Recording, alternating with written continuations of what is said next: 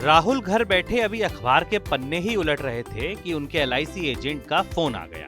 आज पॉलिसी खरीदने का दबाव बनाने के बजाय एजेंट ने उन्हें एक दूसरा ही ऑफर दे डाला।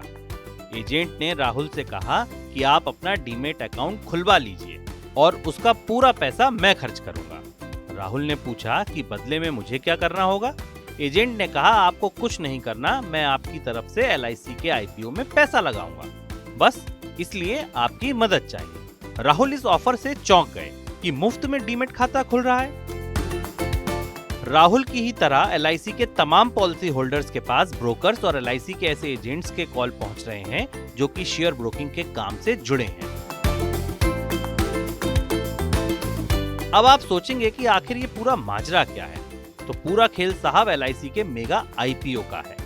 भारतीय इतिहास के इस सबसे बड़े आईपीओ में हर कोई बहती गंगा में हाथ धोने को बेकरार है। अब आप ये पूछेंगे कि एलआईसी के पॉलिसी होल्डर को ही क्यों दाना डाला जा रहा है, तो इसकी वजह साफ है। दरअसल एलआईसी के आईपीओ में कंपनी के पॉलिसी होल्डर्स को एक कोटा मिलेगा।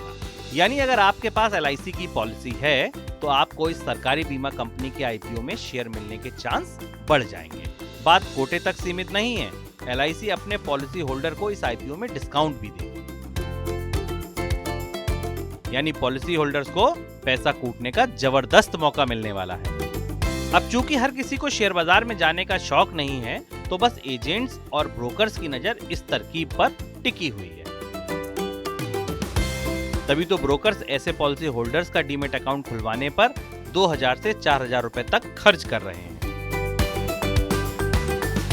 एजेंट्स की दिलचस्पी इस वजह से भी ज्यादा है क्योंकि उनके पास इन पॉलिसी होल्डर्स का डेटाबेस पहले से मौजूद है और वे इस मौके को गंवाना नहीं चाहते।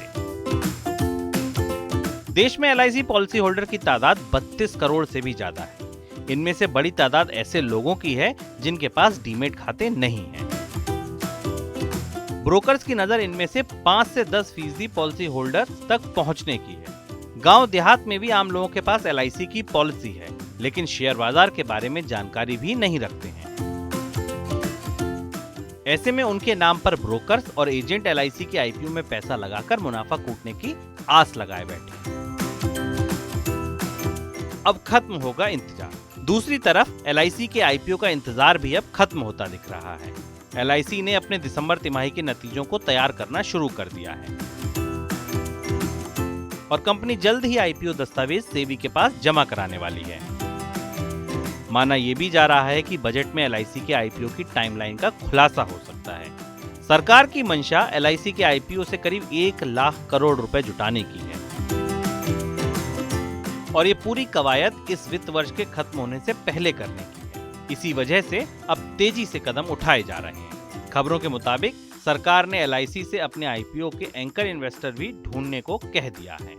यानी एलआईसी के आईपीओ की तस्वीर बहुत हद तक साफ होने लगी है। और अगर आप भी मोटी कमाई के इंतजार में हैं तो शायद आईपीओ आपकी उम्मीदों को पूरा करने वाला साबित हो सकता है।